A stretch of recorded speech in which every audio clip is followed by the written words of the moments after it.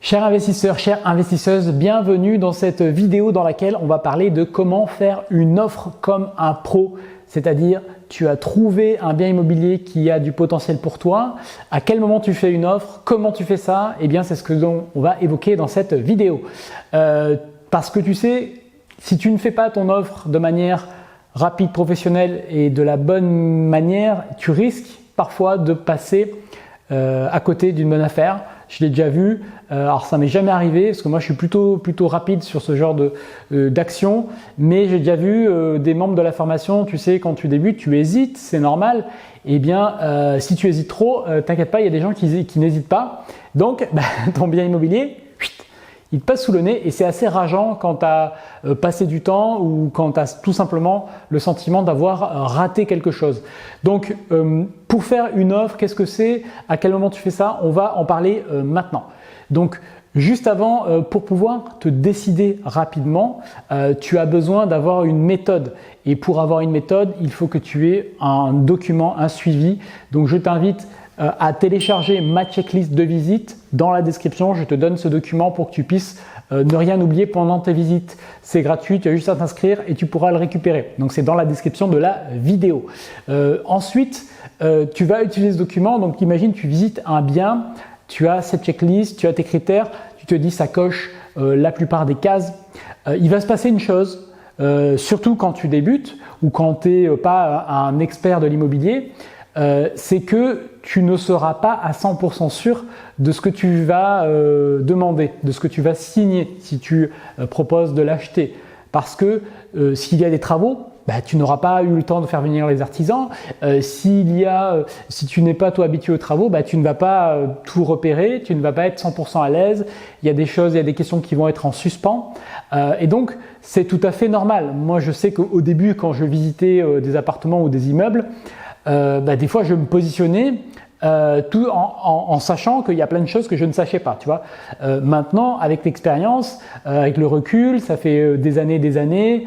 J'ai acheté 5 immeubles, j'ai acheté des appartements, des locaux commerciaux, j'ai acheté plein de trucs. Tu vois, donc j'ai plus de recul. Malgré tout, je reste prudent. Je sais qu'il y a plein de choses qui peuvent être masquées parfois. Donc, j'ai pris l'habitude, donc je fais ça avec plus de confiance. Malgré tout, la démarche, que tu sois débutant ou plus expérimenté, elle reste quand même la même globalement. Elle va consister à faire cela. En tout cas, moi, c'est ce que je te conseille de faire. Quand tu visites un bien et qu'il coche plusieurs cases, notamment que le prix que tu as négocié ou que tu peux négocier, parce qu'à cette étape-là, tu n'as pas forcément encore négocié totalement le prix et que le bien, tu penses qu'il a un potentiel, il paraît intéressant, notamment sur son emplacement, sa disposition générale, il n'y a pas de grosses contraintes techniques par rapport à ce que tu souhaites faire et tu vois, tu valides ces critères-là, tu vois les travaux, tu arrives à les estimer à peu près ou au doigt mouillé évidemment, mais tu te dis ok, je pense que c'est à peu près cela. Je te conseille si c'est le cas, de rentrer dans la négociation tout de suite, de faire une offre tout de suite. Donc ici, il va se passer deux choses, deux grandes situations. Si tu es sur un marché tendu, si tu es Paris, Lyon ou d'autres grandes villes ou des micro-marchés qui sont tendus, là, généralement, ta marge de négociation, elle est faible, voire elle est proche de zéro. Donc, c'est-à-dire que si tu veux le bien, il a de bonnes caractéristiques, généralement, tu fais une proposition au prix, tu achètes au prix. Si tu es sur des marchés moins tendus, là, tu peux te permettre de négocier, tu peux te permettre de chercher à faire baisser le prix. C'est vraiment une étape cruciale. Je t'invite à regarder sur la chaîne, j'ai une vidéo qui s'appelle 5 questions pour négocier un bien immobilier où je t'explique vraiment les points essentiels parce que en fait, tu sais, dans l'immobilier, tu vas faire vraiment la moitié, l'essentiel de ta plus-value, de ton cash flow au moment où tu négocies le prix d'achat. Le prix d'achat, c'est le facteur numéro 1 qui détermine ton cash flow. Donc, bien négocier, c'est derrière, même si tu fais des erreurs, tu seras quand même rentable. Tu vois ce que je veux dire? Donc, la négociation, elle peut aller sur des marchés qui ne sont pas très tendus, entre 10 et 25-30%. Ça peut tout à fait être le cas. Moi, je peux te donner des exemples sur quelques négos que j'ai fait. J'ai réussi à négocier 25% sur un immeuble que j'ai acheté. Sur un autre immeuble, j'ai négocié 100 000 € sur un immeuble qui valait 370 au départ. j'ai négocié 100 000 euros au total, j'ai acheté 270. Donc tu vois, il y a des choses qui sont possibles. Alors évidemment, hein, il faut des arguments pour négocier. Tu peux pas négocier un truc qui est parfait, bien placé, avec des super locataires. Il y a des raisons. Hein, mais en tout cas, faut-il négocier quand il y a des raisons, identifier ces raisons et les argumenter. Voilà, une fois qu'on a dit ça, comment tu fais ta proposition? Donc, tu vois, ce que je suis en train de te dire, c'est que tu vas te positionner, tu vas faire une offre. Une offre, pour qu'elle soit valable, il faut qu'elle soit écrite. Hein, les négociations, tu peux les faire des fois au téléphone, mais rien ne remplace l'écrit. L'email, ça passe encore, mais généralement, un écrit, c'est-à-dire même un courrier formel que tu envoies par email ou un courrier papier que tu fais signer directement à la personne, c'est ce qui est le plus formel et ce qui est le plus engageant. D'accord? Donc, je te recommande de faire un écrit et donc de t'engager à ce stade-là à faire une offre. Donc si elle est au prix, la vente est dite parfaite. Donc en gros, il n'y a plus qu'à signer le compromis de vente et passer à l'étape d'acquisition. Le vendeur ne pourra pas choisir une autre offre si tu fais une offre au prix, même s'il a une autre offre qui est supérieure d'ailleurs. Donc dans ce cas-là, c'est un petit peu la course à lui faire contresigner ta proposition. Si tu fais une offre à un prix inférieur et que le vendeur accepte, là aussi le but c'est qu'il le signe, c'est-à-dire qu'il s'engage de son côté. Donc tu vas faire ça même si tu n'as pas à ce stade, tu vois, complètement monté ton projet. Tu n'as pas des devis d'artisans, tu n'as pas tous les tenants et les aboutissants. Tu n'as peut-être pas tous les documents sur la copropriété à ce stade-là, tu vois, il te manque beaucoup d'éléments. Mais tu ne peux pas attendre d'avoir tous les devis d'artisans, tous les documents, d'avoir tout vérifié avant de faire une proposition. Parce que sinon le bien va te passer sous le nez, je te le dis, donc il faut le faire avant. Tu le fais avant et si jamais tu découvres des éléments qui sont manifestement négatifs, des éléments que tu n'avais pas prévus, par exemple, tu te rends compte que dans la copropriété, il y a des charges qui sont trop importantes, qu'il y a des dettes, qu'il y a une situation problématique. Tu te rends compte que les artisans viennent et ils te signalent des problèmes importants que tu n'avais pas repérés.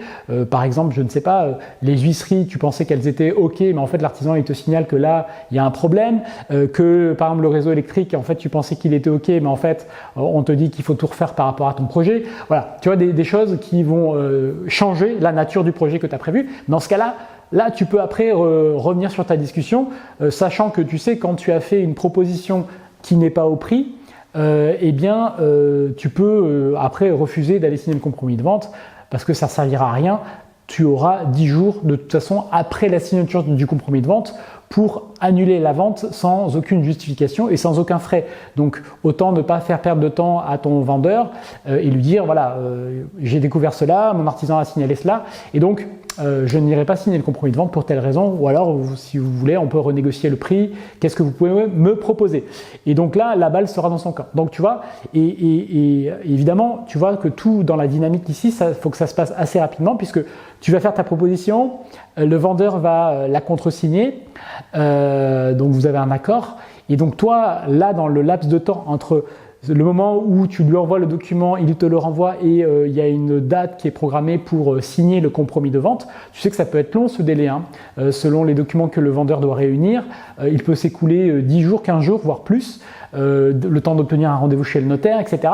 Donc tu profites de ce délai pour faire venir les artisans, pour affiner ton projet et pour vérifier tout ce que tu dois vérifier. Et c'est pendant cette étape-là que tu peux éventuellement revenir en arrière, tu vois. Donc c'est important dans ce cas-là, dans cette dynamique-là, s'il y a un agent immobilier, de bien travailler avec lui, de bien communiquer avec lui pour que il facilite tout cela, c'est son rôle, les visites des artisans, pour que peut-être que tu n'aies pas toi à retourner 4 fois sur place, mais peut-être qu'il peut faire venir l'artisan, lui ouvrir la porte si c'est un artisan que tu connais, sinon tu devras y aller bien évidemment, pour qu'il obtienne tous les documents si c'est en copropriété, tu sais tous les documents qui sont obligatoires depuis notamment la loi Allure, mais que tu devais de toute façon avoir selon moi, même s'il n'y avait pas eu cette magnifique loi. Voilà, et une fois que tu as fait cette proposition, là, et que tu as tout bien vérifié, là, tu peux passer à l'étape de la signature du compromis de vente en toute sérénité et après passer à la suite de ton projet. Tu pourras trouver sur la chaîne d'autres vidéos où j'explique les étapes d'un investissement locatif si cela t'intéresse. Mais là, je voulais faire un petit zoom, tu vois, sur l'étape de l'offre parce que j'ai eu souvent des personnes qui me disaient mais comment je fais pour m'engager alors que je n'ai pas tous les éléments. Ben voilà comment je fais moi concrètement. Donc dis-moi dans les commentaires qu'est-ce que tu penses de ça. Est-ce qu'il y a des choses que tu fais différemment quand tu fais une offre de prêt, une offre d'achat plutôt, une proposition d'achat. Donc je te conseille évidemment de prendre un modèle de proposition d'achat qu'il faut rédiger où tu donnes toutes les conditions. Alors on pourrait ici évoquer, c'est une question qui va souvent revenir, qu'est-ce qu'on met? Est-ce qu'on met toutes les conditions que l'on veut voir dans le compromis de vente à cette étape-là? Ici, il y a deux écoles.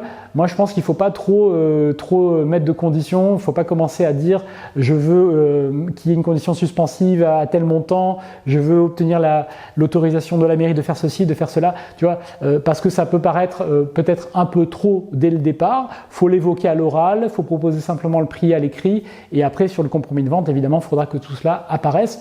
C'est à toi de jauger en fonction du vendeur que tu as, de la situation, du prix d'achat. Hein, c'est une prise de risque. Si tu es très exigeant dans ta promesse, ta proposition d'achat, si tu mets beaucoup de conditions, tu risques encore une fois un refus tout simplement. De la même manière, si dans ta proposition d'achat, tu indiques que tu n'as aucune condition suspensive parce que tu n'as pas besoin d'un financement pour une raison X ou Y, sache que ta proposition va être préférée évidemment et généralement rapidement retenue par le vendeur parce que c'est beaucoup plus simple pour lui, beaucoup plus sécurisant d'avoir une personne qui n'a pas le délai et l'incertitude du financement bancaire à obtenir. Donc voilà, il faut faire jouer les arguments. On pourrait rentrer dans les détails de la rédaction, c'est peut-être pas l'objet ici, mais voilà tout ce que je peux te dire sur cette vidéo, dans cette étape-là de la proposition que tu vas faire lorsque tu souhaites acheter un bien immobilier. En tout cas, moi je te souhaite de faire plein de propositions, d'avoir plein d'accords et d'acheter de nombreux biens immobiliers. Tu sais que c'est pour moi le meilleur moyen de se créer des revenus alternatifs et de se créer un patrimoine qui va te permettre de te libérer. Donc merci d'avoir regardé cette vidéo. Si elle t'a plu, je t'invite à mettre un pouce, à t'abonner à la chaîne si ce n'est pas déjà fait et je te retrouve avec grand plaisir pour de nouvelles vidéos. Salut!